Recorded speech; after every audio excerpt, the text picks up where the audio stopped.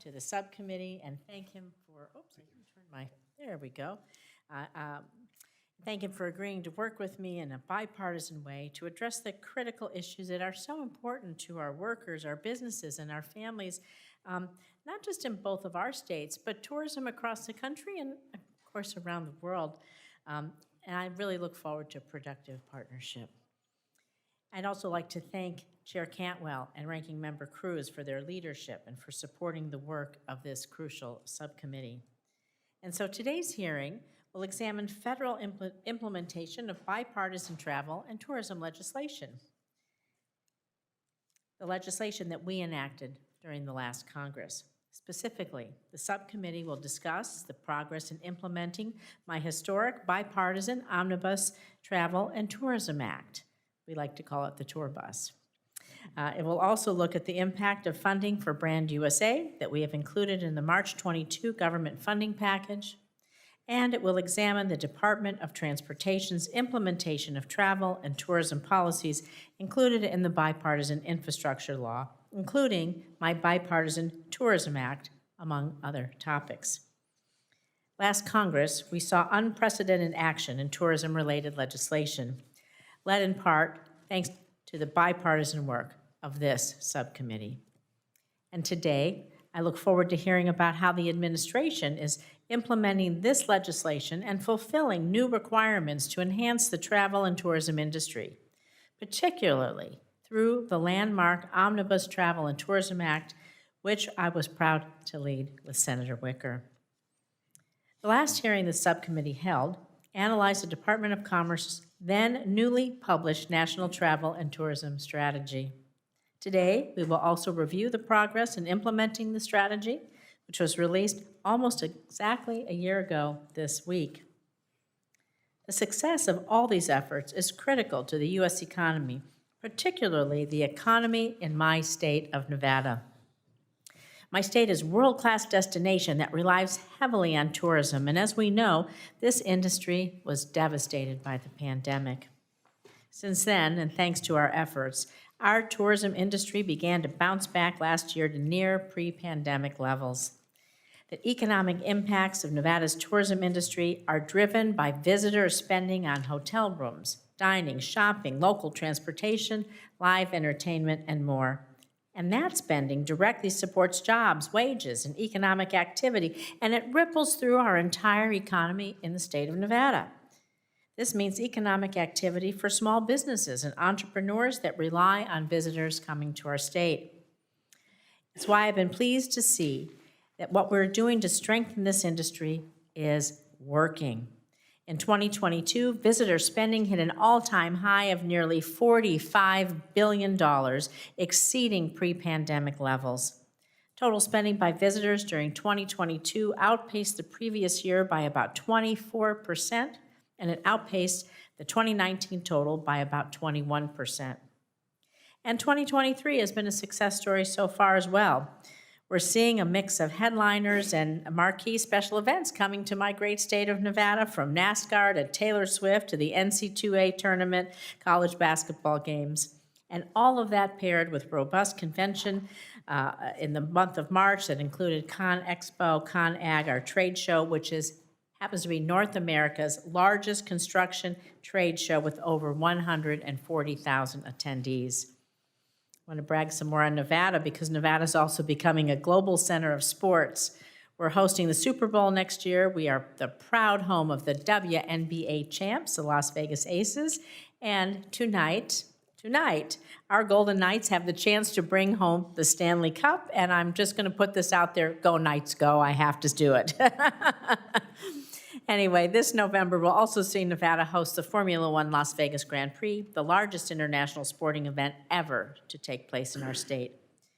And as such, it is my responsibility in this subcommittee to ensure the bipartisan tourism and travel legislation we passed last Congress is being implemented and supporting workers and the industry as we intended.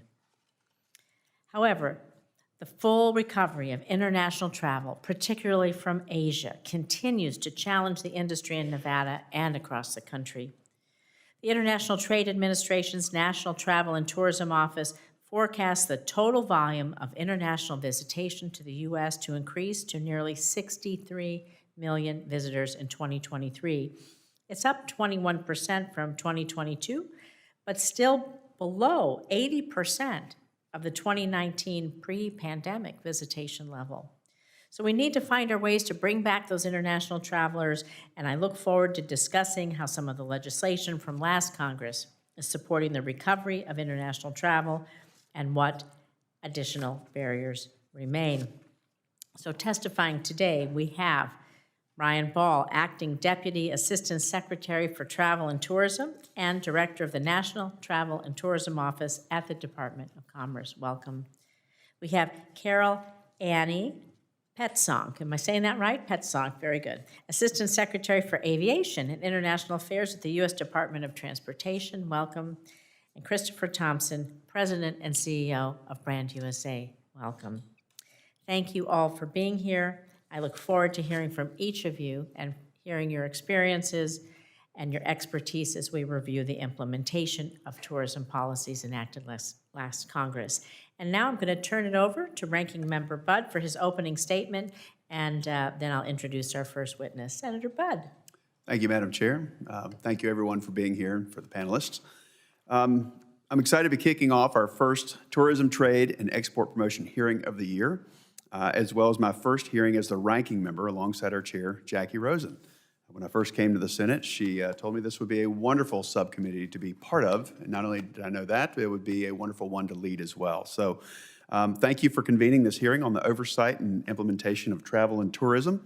I'm honored to serve as the ranking member of this subcommittee, and I'm honored to be advancing policies that bolster our nation's travel industry and its economic impact. The travel and tourism sector is a vital component of the American economy, supporting millions of jobs and contributing significantly to the local, state, and national economies. The COVID-19 pandemic presented unprecedented challenges to all industries, but none were so uniquely impacted like the countless tourism businesses and travel-reliant communities across our great nation. As we continue in our recovery, it is crucial that we consider the long-term strategies to strengthen and revitalize this critical sector and make it more competitive globally. Last Congress, several pieces of bipartisan travel and tourism-specific legislation were signed into law, and it's essential that we exercise effective oversight to ensure efficient and proper implementation of these provisions, especially those before the Department of Transportation. The Tourism Act directs the DOT to update the National Travel and Tourism Infrastructure Strategic Plan, taking into account the specific needs of regions, including my home state of North Carolina. North Carolina boasts a rich cultural heritage, breathtaking landscapes, and vibrant communities that attract visitors from around the world. Ensuring that our state's unique tourism assets are fully considered in the strategic plan will benefit both North Carolina and the broader travel industry. Moreover, we must seize the opportunity to leverage technology to enhance the travel experience and promote efficiency. Investing in modernized and secure infrastructure, including advanced airports and reliable broadband connectivity, will enable travelers to explore our nation seamlessly while creating jobs and economic growth. I hope the subcommittee also looks at potential choke points within the travel landscape, like excessive tourism visa wait times and backlogged passport processing. By collaborating across party lines and harnessing the potential of our unique destinations and vibrant tourism economy, we can ensure that the United States remains a premier travel and tourism destination. Thank you, Madam Chair. I yield back. Thank you, Senator Budd, and welcome again to the subcommittee. I'd like to introduce our first witness now, Brian Ball, who serves as the Acting Deputy Secretary for Travel and Tourism and the Director of the National Travel and Tourism Office. In these positions, Mr. Ball leads a team working to enhance the international competitiveness of the U.S. travel and tourism industry and maintain America's status as a top destination for international visitors. Mr. Ball, thank you for being here, and I recognize you for your opening statement. Chair Rosen, Ranking Member Budd, and members of the subcommittee, thank you for the opportunity to update you on the state of the U.S. travel and tourism industry, progress on the National Travel and Tourism Strategy, and implementation of the Visit America Act. And thank you for your leadership on travel and tourism issues. Travel and tourism is an engine of prosperity for Americans and communities across the United States. All 50 states, the District of Columbia, U.S. territories, all benefit directly or indirectly from domestic travel and international visitation, and the United States has long been a top destination for global travelers. The pandemic-related declines in the travel and tourism industry were unprecedented. While the industry has weathered many natural disasters and unforeseen events that curtailed travel in the past, never has the sector lost so much economic output virtually overnight. U.S. travel and tourism exports declined by 65%, and 4.3 million travel and tourism jobs were lost from 2019 to 2020. Fortunately, travel and tourism is on a path to recovery as the world moves beyond the pandemic, economies rebound, and more people are traveling. Businesses are working hard to recapture lost markets, and the United States remains a top aspirational destination for prospective international travelers, thanks in part to the ongoing efforts of Brand USA. In 2021, total U.S. travel and tourism output increased to $1.7 trillion, and the number of jobs supported by travel and tourism increased to 7.4 million. After major pandemic-related travel restrictions between the United States and other countries ended in November 2021, international visitation to the United States more than doubled to over 50 million in 2022, and spending by international travelers in the United States rose to more than 164 billion. The travel and tourism industry provides jobs with good wages and benefits, consistent with President Biden's bottom-up, middle-out approach to the economy. But much work remains to be done to fully recover and build a resilient travel and tourism industry, and that includes creating and sustaining even more good-paying jobs. This was the goal when the federal government came together through the Interagency Tourism Policy Council, led by Commerce, to develop the 2022 National Travel and Tourism Strategy, to bring a whole-of-government approach to increasing American jobs and growing the economy through travel, tourism, and outdoor recreation, and to support a more robust and sustainable industry moving forward. The strategy establishes a 5-year goal of attracting 90 million visitors who are estimated to spend $279 billion annually. The work of the strategy is organized around 4 pillars. First, promoting the United States as a travel destination. 2, facilitating travel to and within the United States. 3, ensuring diverse, inclusive, and accessible tourism experiences. And 4, fostering resilient and sustainable travel and tourism. As we mark the 1-year anniversary of the strategy, we are on track to reach the overarching visitation and spending goal by 2027. Commerce continues to coordinate the whole-of-government approach through the Tourism Policy Council to advance progress under the strategy's 4 pillars. As examples, to promote the United States as a destination, Commerce is leading an initiative with the Department of State at U.S. missions in top international visitor markets to coordinate local U.S. government efforts to promote travel to the United States. To facilitate travel to and within the United States, State has made progress in reducing visa interview wait times at U.S. embassies and consulates as around the world as travel demand has surged. To ensure diverse, inclusive, and accessible tourism experiences, federal agencies are working together to expand and improve access for travelers with disabilities and to communicate more clearly to travelers what accessibility resources are available. To foster resilient and sustainable travel and tourism, federal agencies are working to educate stakeholders on how to strengthen resilience to climate change and extreme weather events. On June 7, the Tourism Policy Council convened to further focus efforts on advancing work under the strategy in year 2. Private sector recommendations from the U.S. Travel and Tourism Advisory Board will continue to help guide the Tourism Policy Council's efforts and support the private and public sectors working together to increase the value and volume of travel and tourism as outlined in the strategy. Finally, Commerce thanks the Subcommittee for its role in the enactment of the Visit America Act. Commerce is committed to implementing the Act's provisions as swiftly as possible. However, Commerce will need additional appropriations from Congress to ensure the successful implementation. Accordingly, the President's '24 budget included nearly $3.5 million for Commerce's International Trade Administration to support the creation of a new travel and tourism business unit, which will be overseen by the Assistant Secretary for Travel and Tourism established in the Act. The budget request also includes $1.5 million for the Bureau of Economic Analysis to meet expanded research activities enumerated in the Act. In summary, Commerce really appreciates the opportunity to update the subcommittee on the state of the U.S. travel and tourism industry and to provide an overview of progress made to achieve the goals of the strategy. Through continued public-private sector collaboration, we will expand opportunities from travelers from around the world to meet the people and visit the places that make the United States a truly unrivaled destination. Thank you for having me here today, and I look forward to your questions. Thank you. Thank you, Mr. Ball. Testifying next is Annie Petzonk, who serves at the U.S. Department of Transportation as Assistant Secretary for Aviation and International Affairs. Ms. Petzonk is a recognized expert on international aviation and has previously served in the Office of the U.S. Trade Representative in the Executive Office of the President, in the Department of Justice, and at the United Nations. Ms. Petzonk, thank you for being here, and I recognize you for your opening remarks. Thank you, Chair Rosen, Ranking Member Budd, members of the subcommittee, for inviting me here today to talk about the Department of Transportation's support of travel and tourism infrastructure and about our progress on the National Travel and Tourism Infrastructure Strategic Plan. Thank you also for your support of U.S. travel and tourism. My name is Annie Petzonk. I'm Assistant Secretary for Aviation and International Affairs at the Department of Transportation. In addition to travel and tourism, my office carries a broad portfolio of responsibilities, including the economic regulatory aspects of domestic and international aviation, the department's engagement in international transportation and trade, and a range of other international cooperation and facilitation issues. The bipartisan infrastructure law makes historic investments in our nation's infrastructure and competitiveness, with meaningful benefits for travel and tourism infrastructure across all 50 states, U.S. territories, and tribal communities.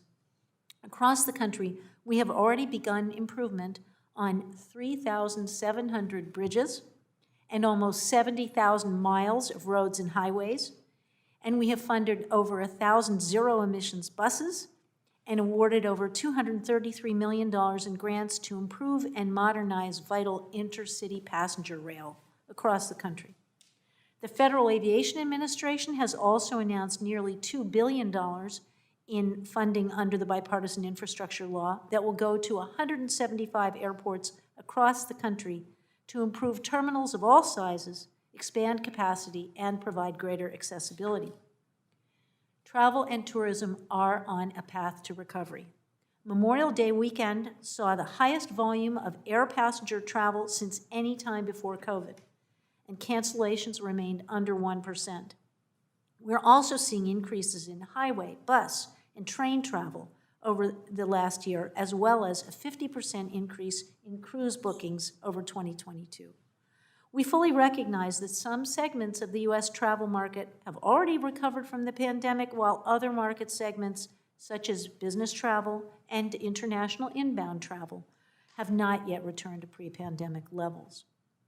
I come from a small town in Pennsylvania, Altoona, Pennsylvania, and our major tourist attractions in my hometown, from the world-famous Horseshoe Curve on the railroad to our beautiful mountains and rivers, almost as beautiful as Western North Carolina, not quite, form a vital part of the warp and weft of our local economy. I've had the good fortune to spend magical time in the national parks and spectacular settings in each of the states represented on this subcommittee, including a great week in Las Vegas where my brother was singing in the World Barbership Harmony Society Championships, which they are really fun. I heartily recommend them. So I know from my personal experience the importance of tourism in connecting communities and driving thriving economies. That is why I'm grateful for the opportunity to play a role in implementing aspects of the bipartisan infrastructure law that will help grow tourism in the United States. The department is a member of the Tourism Policy Council that the Department of Commerce leads, charged with the whole of government effort to ensure that the national interest in travel and tourism is fully considered in federal decision-making. Through our participation in the Tourism Policy Council, we supported the Department of Commerce's development of the 2022 National Travel and Tourism Strategy. And I would particularly like to thank you, Chair Rosen, for your leadership on travel and tourism-related provisions of the bipartisan infrastructure law, including Section 25018. Which requires the department to update the National Travel and Tourism Infrastructure Strategic Plan. Earlier this year, we established a department-wide Travel and Tourism Steering Committee. We also appointed the director of the Office of International Transportation and Trade in my office, a senior executive on my team, as the department's Chief Travel and Tourism Officer. Her office is working closely with the Travel and Tourism Steering Committee on the drafting of the National Travel and Tourism Infrastructure Strategic Plan. Earlier this month, on June 2nd, we also published a request for comment seeking to gather input on a variety of matters, including data to inform this strategic plan. Our goal is to complete the new plan as expeditiously as possible this year. My office is also responsible, as I mentioned, for the economic side of aviation policy, and our efforts there are aimed at facilitating the substantial economic contributions that civil aviation makes to the U.S. economy, including for tourism. We also supervise the Essential Air Service Program and Small Community Air Service Development Program. These programs help connect smaller and rural communities to the national air transportation system. Internationally, my office is the primary arm of the Department of Transportation for developing international aviation policy and implementing the U.S. Open Skies policy. We have over 130 Open Skies partners around the world, and in the last few months, we've added Mongolia, Angola, and Moldova to that number.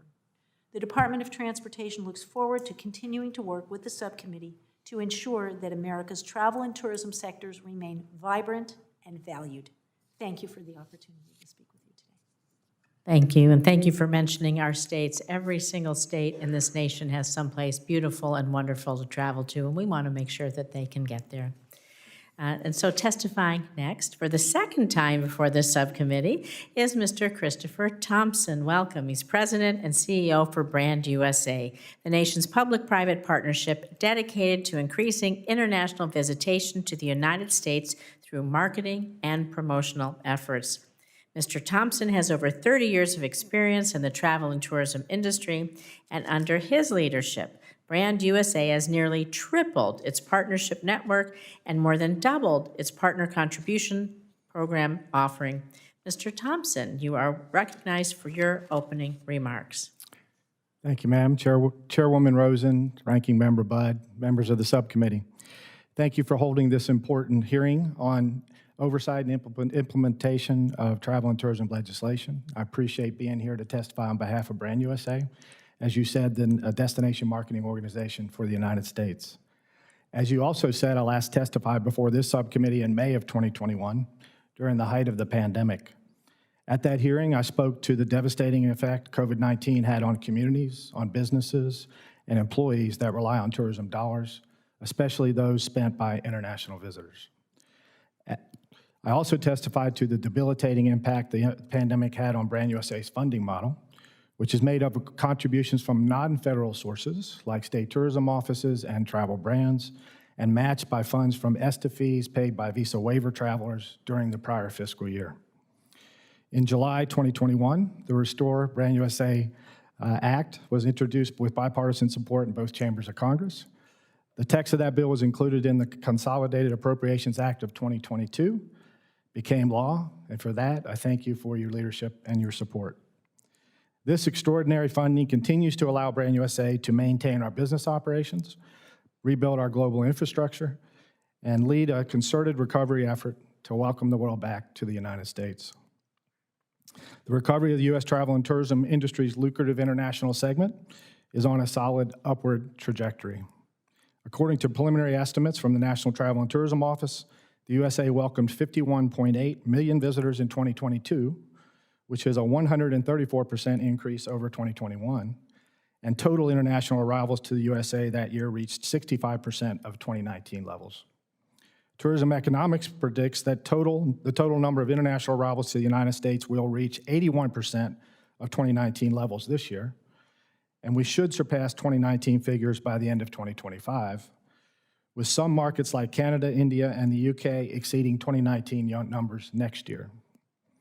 While we plan to hasten the return to pre-pandemic levels in traditional source markets and forge new paths for our industry in new markets, we need to get to those levels of recovery and set a course for a longer-term future.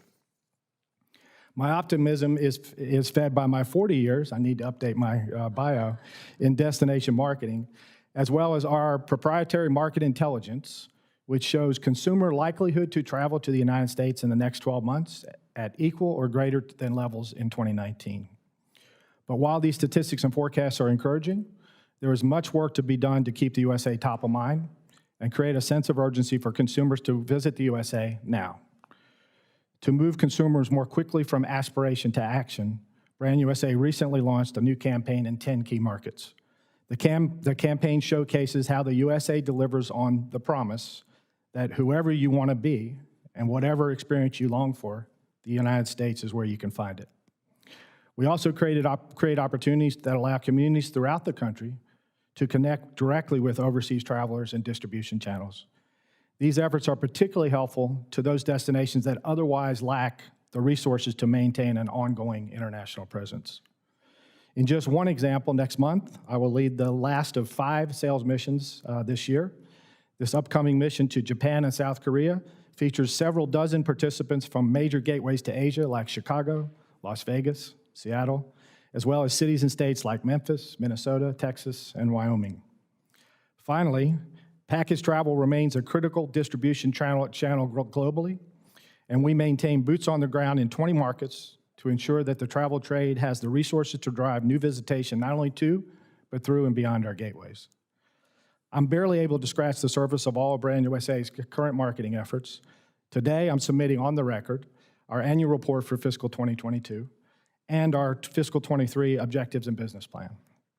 While I'm optimistic international inbound travel is on track for complete recovery, I'm also acutely aware of the significant headwinds that have potential to stifle this growth. Some obstacles like global inflation, a strong dollar, the geopolitical uncertainty can only be overcome with time. Other barriers like limited air capacity or long wait times for first-time visa applicant interviews require more urgent solutions. Global competition to attract travelers is fierce, and government and industry must work together to make travel to the United States a lot easier. As the international travel and tourism sector regains its footing, we will surpass pre-pandemic levels of visitation and spending and lay the groundwork for the long-term future of our industry. We will aspire collectively toward the goals of the National Travel and Tourism Strategy, and we will drive new opportunity and vitality in communities throughout this great nation. Thank you, and I appreciate the opportunity to testify with you today, and I look forward to answering any questions that you might have about the public-private partnership we have together. Thank you. Thank you, Mr. Thompson. Well, we're just going to jump right into it, and I'm going to recognize myself for 5 minutes, and then we will recognize Senator Budd.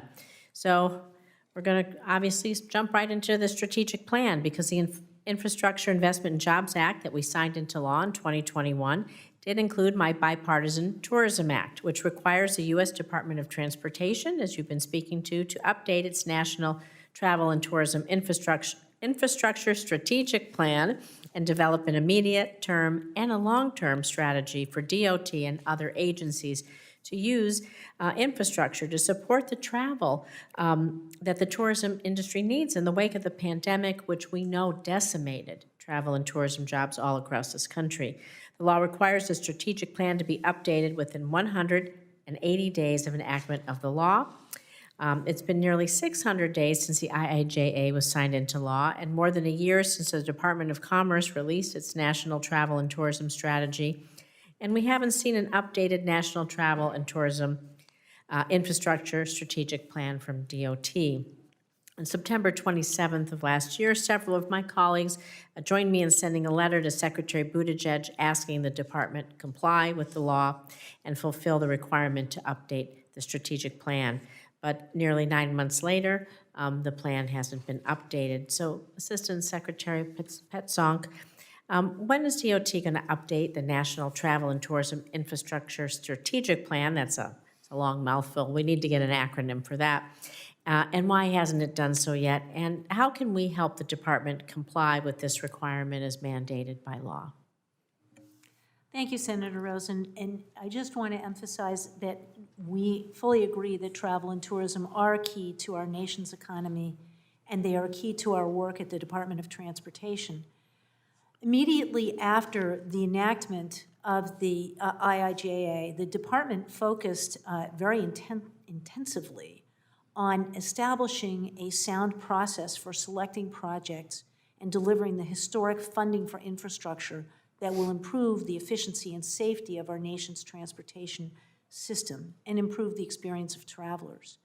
As the GAO report pointed out, there are 26 different programs that either directly ask applicants to indicate how the program will, how their project will support travel and tourism, or that overall support travel and tourism, and that's $73 billion according to the GAO report that's entrained there. So we were focused on getting our systems together as quickly as possible for selecting projects and delivering on that funding.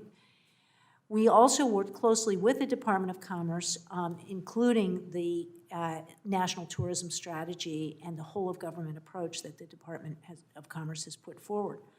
My office, earlier this year, assumed the responsibility for developing the National Travel and Tourism Infrastructure Strategic Plan. We worked very quickly to form a steering committee within the department to collaborate and generate expert advice. And we felt that we needed more information on what data sources are available to inform the development of the infrastructure strategic plan. And that's why we published the request for comments, the notice to interested public and private sector groups and individuals to help us get more information about the data that's available and other information that could inform the plan. So that process is underway. We are committed to keeping in close touch with you and other committee members as we work to complete that plan this year. So you have an anticipated completion date by the end of this year? Yes. Okay, thank you. In the minute or so I've left before I turn it over, can you talk about, as you contemplate the strategy, some of the ways the department plans to support tourism essential congested highways? We have them all across this country. It's like my I-15 in Nevada, which happens to be the only major connection between Southern California and Las Vegas. And so can you speak a little bit about what you're doing for highways? Sure, and I can refer you to our Federal Highways Administration for more detail, but looking just at I-15 between Nevada and California, Caltrans has approved a expansion to allow traffic to move on the shoulder. That project is moving forward. The Nevada side of that project has already been completed, and we estimate that by middle of next year, that project will be completed on the California side. We understand it's very congested, particularly on Sundays and Mondays. Yes. Thank you. Senator Budd. Thank you, Madam Chair. Mr. Bell, I just want to confirm the pronunciation of your name. Yes, it is Bell. Bell, Yes, great, correct. thank you. Thank you. Mr. Bell, according to the U.S. Travel Association, first-time visitors from large countries like India and Brazil, they've had wait times, as I understand it, and I hear a lot of this in our state offices. But they have wait times, on average, for a visa interview, 400 days. That's a sign that something's not working right. These are long times. These long times are becoming a factor for potential tourists when choosing a vacation destination. So are we losing out to other countries with quicker visa turnaround times? Thank you, Ranking Member Budd, for your question. The Commerce Department certainly recognizes the importance of being able to access visas for travel to the United States as we continue to look to recover the travel and tourism industry. We are focused on looking at how we can facilitate travel to and within the United States through the National Travel and Tourism Strategy, and we are working very closely with our colleagues at the Department of State and the Department of Homeland Security. I would defer to them for more specifics on the activities they're engaged in to address visa interview wait times around the world, but I do know they're making progress, and there's just been such huge demand for visas overseas in India, as you did mention. But I just want to underscore that we are working very closely with the Department of State and Homeland Security through the National Travel and Tourism Strategy. Thank you. Mr. Thompson, in May, the Biden administration lifted the vaccine requirement and the last of the COVID-era travel restrictions. How did the federal government's COVID restriction impact international inbound travel and our ability to attract international visitors, particularly in relation to other countries that didn't have their COVID restrictions last that long? Thank you. Senator, certainly, as we went into and we're in the middle of and coming out of the pandemic, there were a lot of barriers to being able to restore international travel, and that was the last one. When it was still in place, it did cause some hesitation and probably lack of travel to the United States. And certainly since then, the demand of international, particularly transient leisure travel, has been greater than probably in the history of the country. This has never been a demand issue. It's always been about the inability for people to travel. So we're confident that we're going to get back to levels as it relates to transient leisure quicker than most of the forecasts. You know, as we discussed, Asia is a little still challenged right now, and until we get a return of Asia, particularly China, we won't have full recovery. But on all the major markets, other than that, we're seeing some pretty significant recovery. And we were very thankful that that final vaccine requirement was relaxed. So now that the restrictions have been lifted, how does Brand USA plan to use the emergency funding that they received in fiscal year 2022 in the Omnibus to restore U.S. inbound travel market to pre-COVID levels? Well, I will tell you, this funding has allowed us to get back to market quicker than we would have been able in our own means. Our funding source, as I stated earlier, was compromised when the world was not traveling. Then people weren't applying for visa waiver travel, and therefore the funding source was cut back. So I will tell you that we're back to market. As I said in my testimony, we just launched a 10-market consumer campaign in greater levels than we have ever done in our entire history, and that would not have been possible without the additional funding that we received from Department of Commerce. So our message about the diversity of geography experiences and people delivering those experiences and the unique nature of any experience you might be able to have somewhere else in the world but you can only have here in the U.S. is the story that we're now telling in very compelling ways. And I would say in the absence of the funding that was provided, we would not be able to do what we're doing right now. Thank you. Yes, sir. Ms. Petzonk, my remaining time, and perhaps we could go back to it a little later if you need. In your testimony, you mentioned the 2022 National Travel and Tourism Strategy. That strategy discusses facilitating travel to the U.S. as a key goal to attract 90 million international visitors annually by 2027. Are there proposals you're aware of to make passing through airports more efficient while still maintaining required levels of security in order to facilitate more travel? And is there a role for new technologies to play here? Thank you for your question, Senator Budd. We are very much aware of the issue that you've raised, and we are working with the Department of Commerce, also with the Department of Homeland Security and the State Department on those issues, and we'll continue to work in that whole of government approach. Thank you, Madam Chair. Are you ready, Senator Klobuchar? I am just so ready. I'm telling you, there's nobody that knows tourism more than a senator whose state has more than 10,000 lakes. Amy Klobuchar, Senator Klobuchar. All right. Well, thank you very much, and thank you both for your leadership. I've been proud to, for years, before with Senator Blunt, lead a number of the bills regarding Brand USA, so thank you. So I want to start out with something that maybe not all my colleagues know, and that is that Minnesota is a U.S. bid for the World Expo for 2027. It would be the first time that the U.S. got the World's Fair in decades and decades, and we're pretty excited about how it is going. There's going to be a vote. It is bipartisan supported in our state with Congressman Emmer and myself and many others. So we are, first of all, I wondered if you could talk, Mr. Bell, about how an expo can bolster not just Minnesota, but the national economy, as Secretary Raimondo went to Dubai for the last World's Fair. Thank you, Senator Klobuchar, for the question. The Department of Commerce certainly recognizes the incredible opportunity large-scale events like you're just mentioning present for the United States. Great for the local communities and also great for the other communities that visitors may travel to while they're in the United States for a large-scale event. And at the Department of Commerce, we're happy to be working closely with the White House, with the Department of State and the Department of Homeland Security to support bids by communities for large-scale events and also to support communities that have already been selected for large-scale events. And this is also a focus in the National Travel and Tourism Strategy. So we're also working closely through the Tourism Policy Council to advance areas that we can to support large-scale events in the future. Thank you. And we were the bid under President Trump as well, and came close, but this is the moment for 2027. So we're pretty excited about it, as the forecasts are for 14 million visitors over 90 days. Mr. Thompson, you actually, in your written testimony, highlighted the high potential for the expo. Why is Brand USA so well suited to promote these types of events with all the international visitors that we'll see? Well, thank you for that question, Senator, and thank you for your ongoing support historically for all things travel and tourism, and certainly everything shepherding Brand USA in and through 3 Reauth and the extraordinary funding. So thank you very much.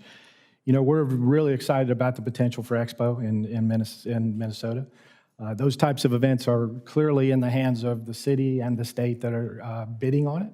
Right. What we see is the opportunity that puts us on the world stage and gives us a chance to amplify and leverage the marketing opportunities that we already have that are very strong and compelling, and use that event as an opportunity to do that and welcome the world to the U.S., which will be to the benefit of the event and certainly to the state and everything in the region and otherwise. Right. And as you know, it's a healthcare theme, and we have Mayo Clinic and so many other great businesses that are involved in this. And it would be located, just for the interest of the people at this hearing, right next to the Mall of America. Very nice. Talking about Brand USA and travel promotion, Brand USA, as we all know, promotes international tourism. Historically, Brand USA, which is not paid for with taxpayer money, it's the visa fees on foreign visitors, and then it is also matching private funds. Historically, it has generated $56 billion to our economy since we passed it in 2013, supported over 40,000 jobs each year. Since we are finally not tying our hands behind our backs and are advertising our country, just like other countries advertise for tourism here. Inbound international travel has historically been the nation's third largest industry export, generating $239 billion in 2019. How has restoring Brand USA helped to support our national economy? Yeah. Go ahead. Well, Senator, thank you for that. Certainly, as I stated in the written testimony and then the oral testimony, our funding source was compromised, and we were unable to do what we would normally do. And then certainly during COVID, the borders were shut, so we had to really scale back to virtually nothing. Since then, we have taken the funding that was given to us through the Restoring Brand USA Act and deployed it, as I said earlier, in ways that we would not have been able to do left to our normal means. There are certainly some things that we're still dealing with as it relates to headwinds around the world, transitioning into the endemic phase of COVID, connectivity, war in Ukraine, inflation, currency, and of course, workforce challenges. But in many of the markets, we're looking for a speedy recovery. And as I said earlier, until China recovers, till Asia recovers, we won't really get a full recovery.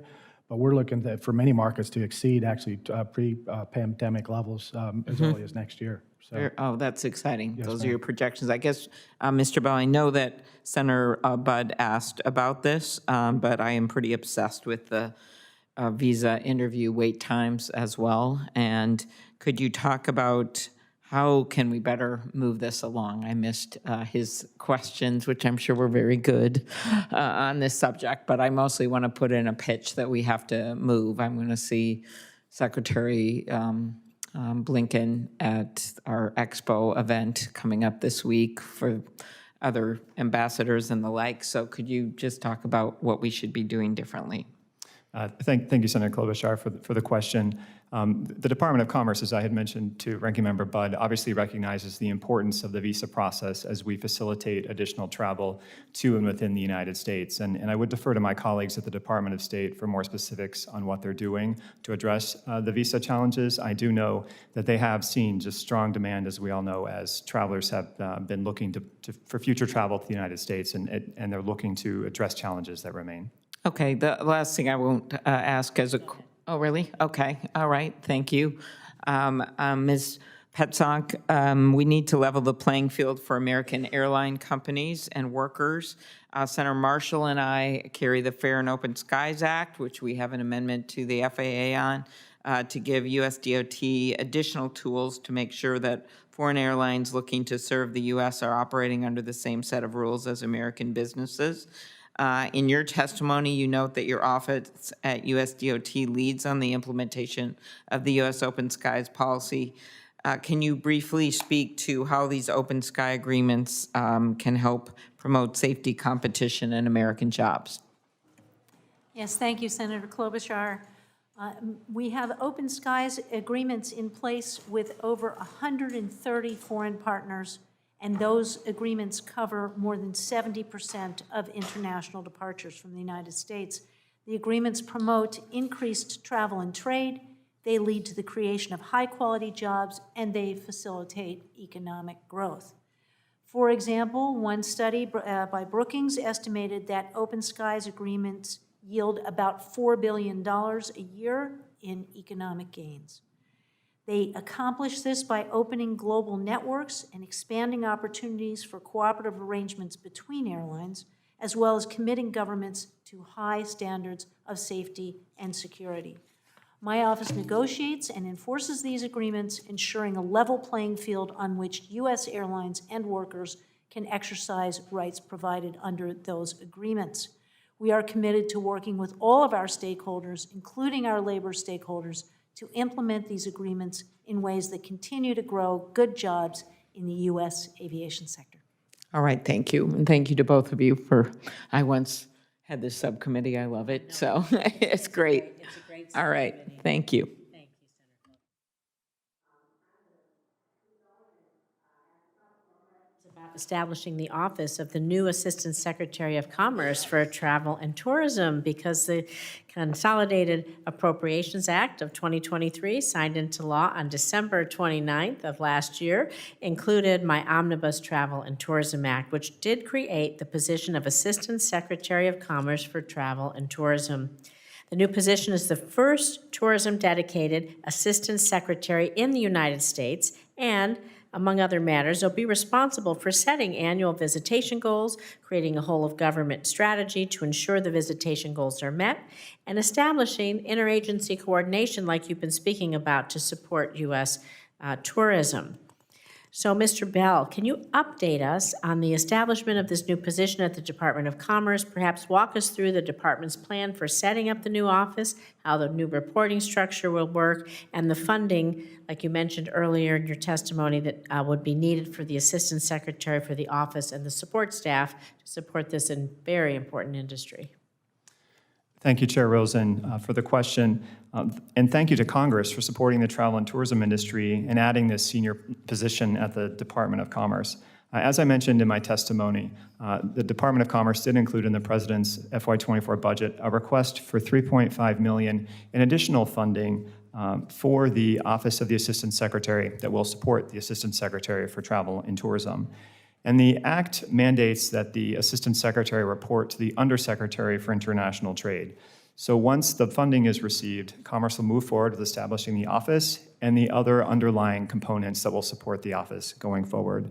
In the meantime, we'll continue to stay focused on implementing the National Travel and Tourism Strategy and working towards our goal, and also convening the Travel and Tourism Advisory Board for private sector feedback and doing what we can to help the travel and tourism industry recover from the pandemic.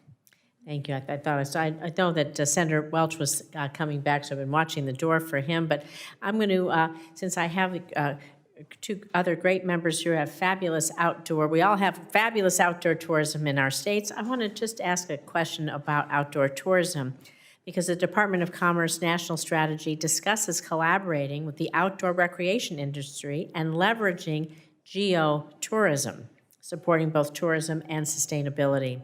Outdoor tourism is a major part of Nevada's economy, particularly in our rural communities and in the northern part of our state.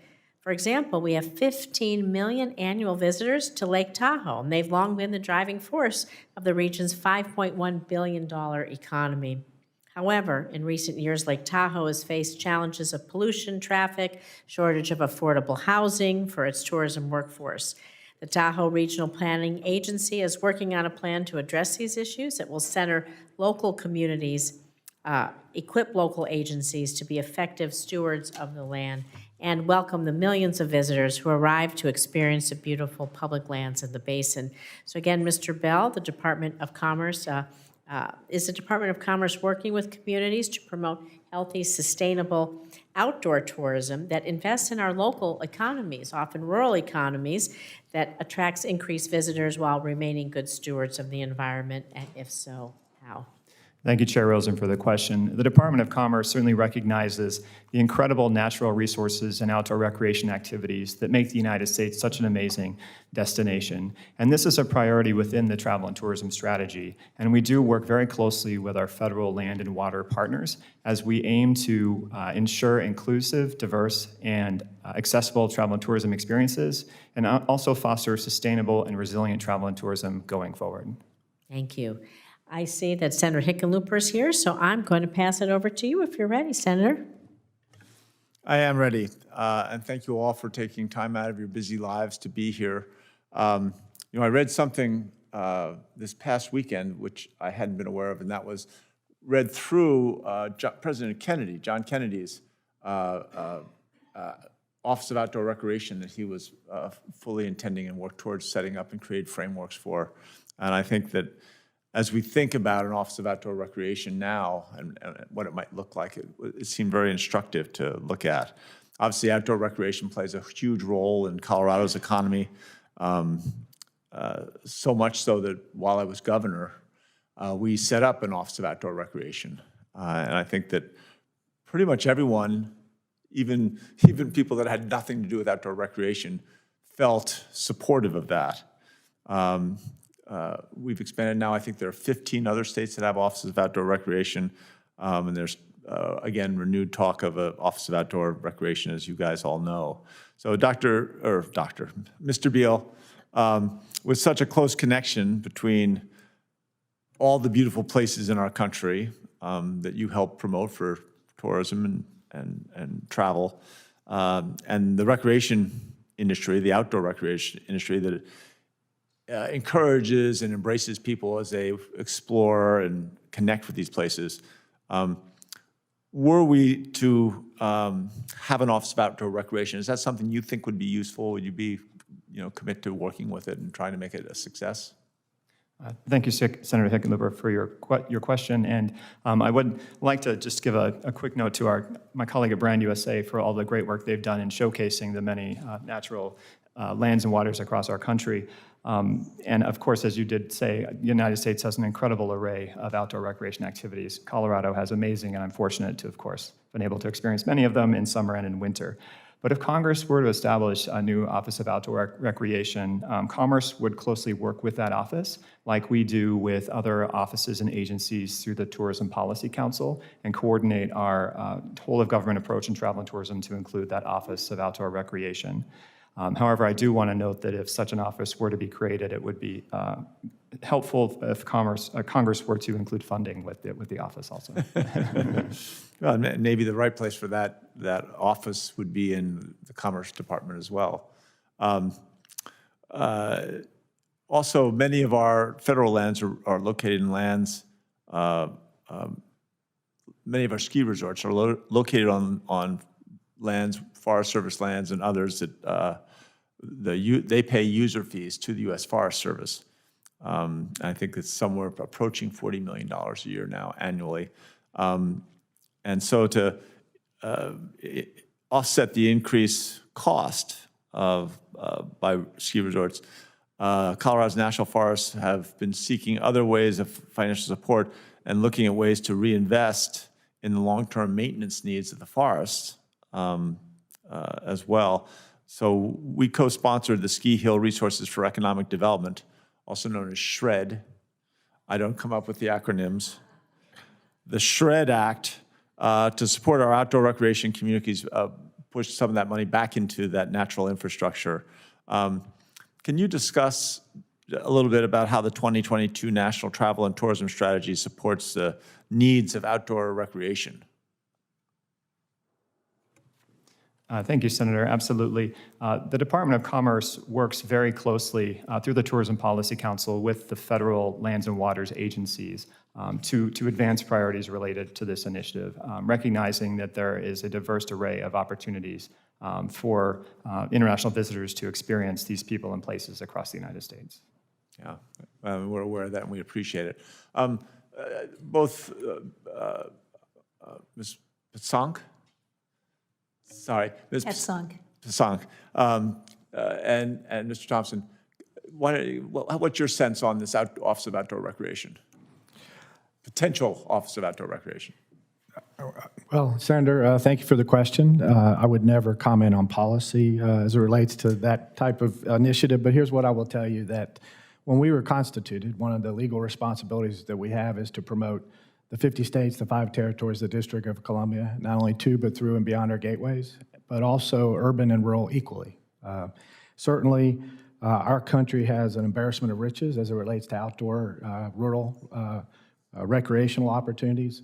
One of the things that happened during the pandemic when we were all sheltered in place here in the country and around the world, we couldn't travel, and then when we were able to travel, get out of our homes, and then travel internationally, our sentiment research suggested that people were really hungry and looking for outdoor activities and more rural activities than even before.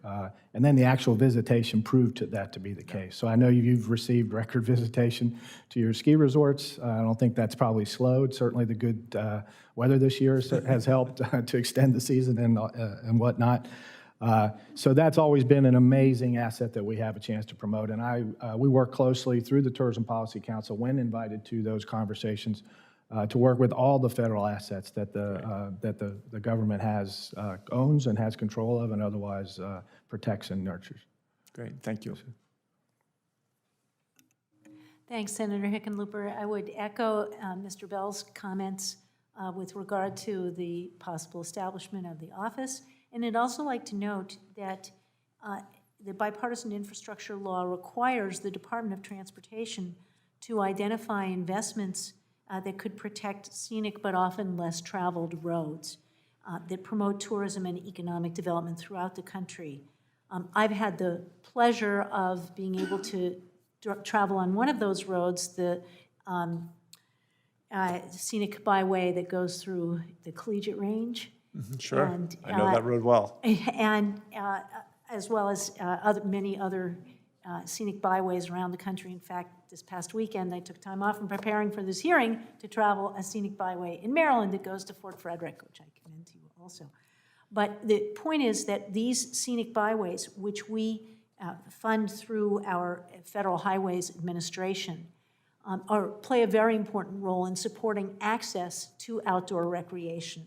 And so I want to just emphasize, in April of this year, our Federal Highways Administration awarded $21 million to 33 byway projects in 29 states.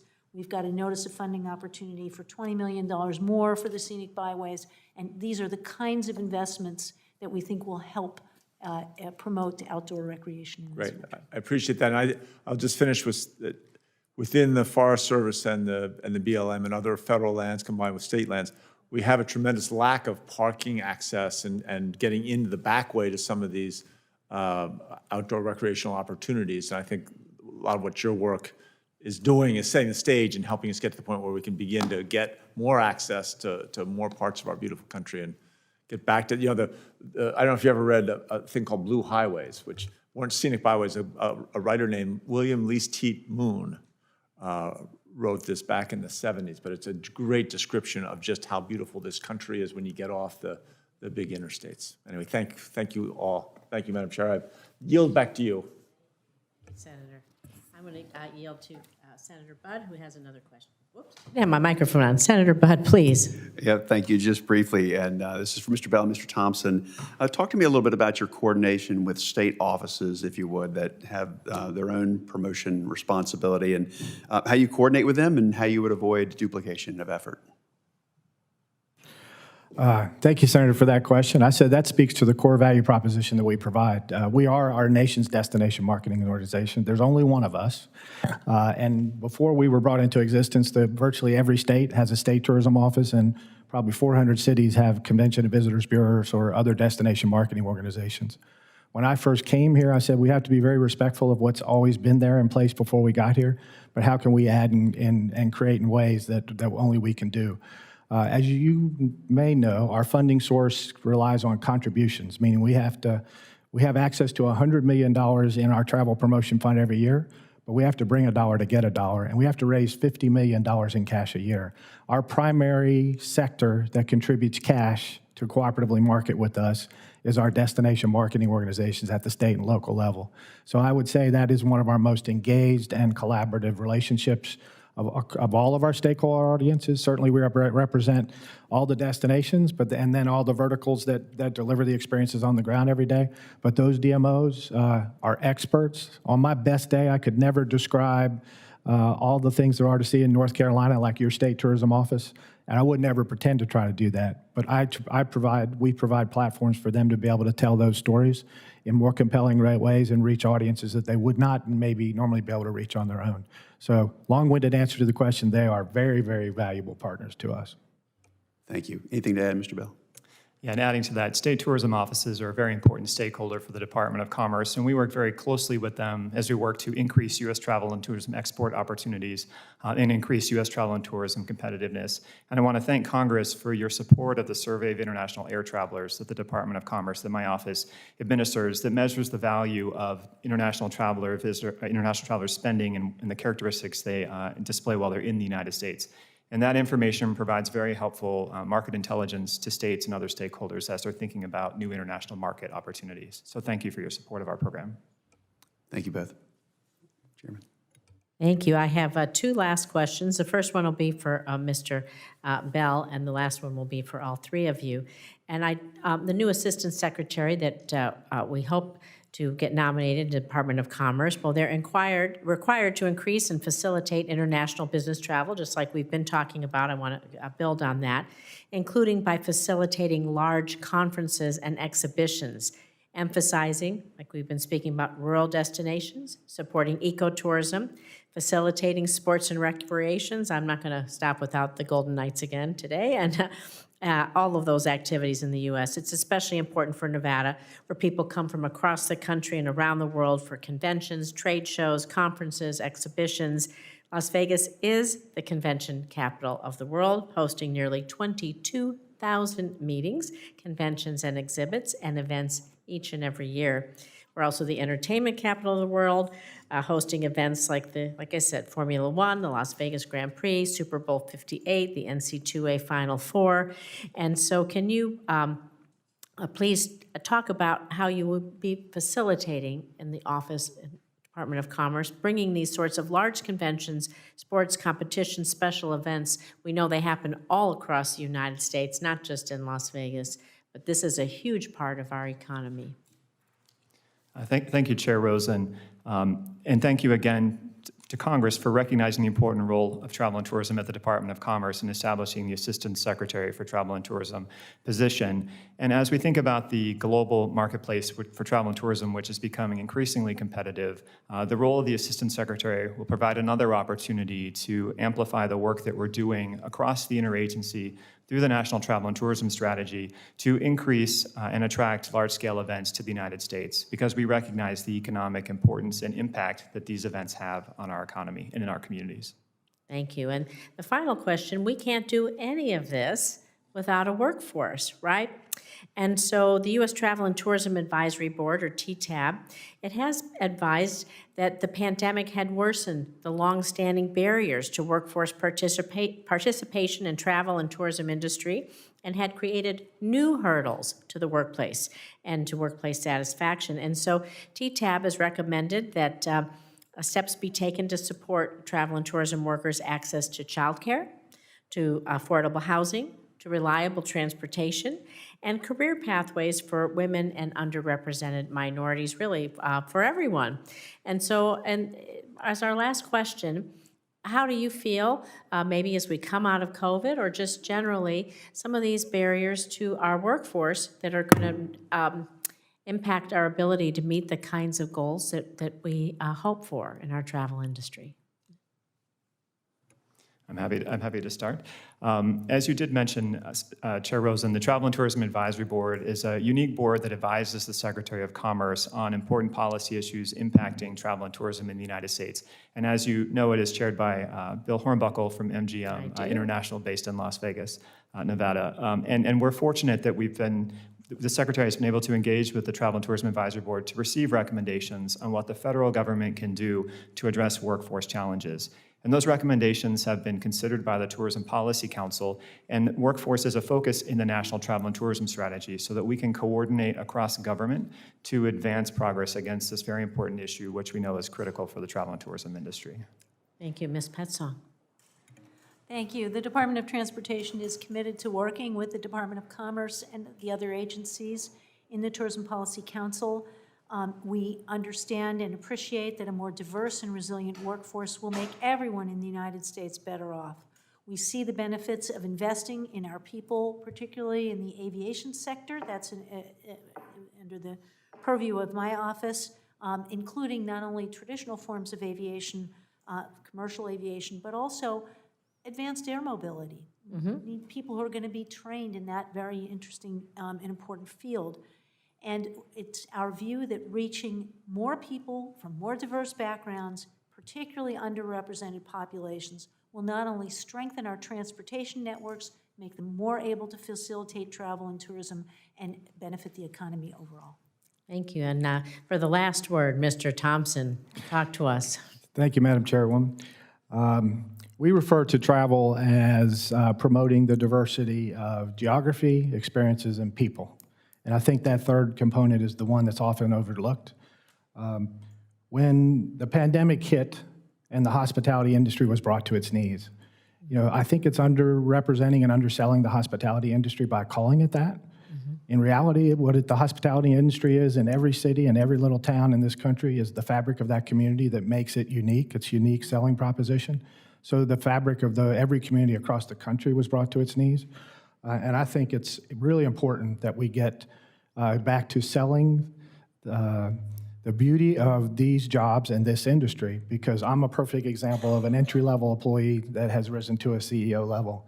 And all across this industry and every vertical sector that you could look at, there are those opportunities, and particularly now, with as challenged as the sector is, I think there's more opportunity than there's ever been for people to look at this and relook at it as an opportunity for a start or even a career in my case.